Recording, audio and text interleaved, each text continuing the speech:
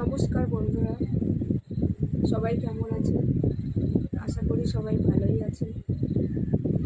হ্যাঁ, জীবনে দুঃখ কষ্ট সব কিছু নিয়েই মানুষকে বাঁচতে হবে। সব কিছুর মাঝে, দুঃখের মাঝেও মানুষকে হাসতে হবে।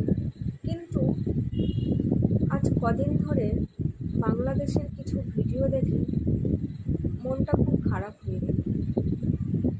কারণ একসময় আমিও ছাত্রী ছিলাম, বা একসময় এই কলেজে আমরাও পড়াশোনা করেছি।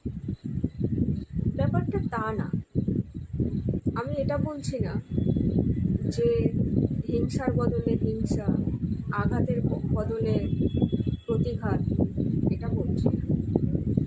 আমি বলতে চাইছি যে এই পরিস্থিতি তৈরি হওয়ার আগে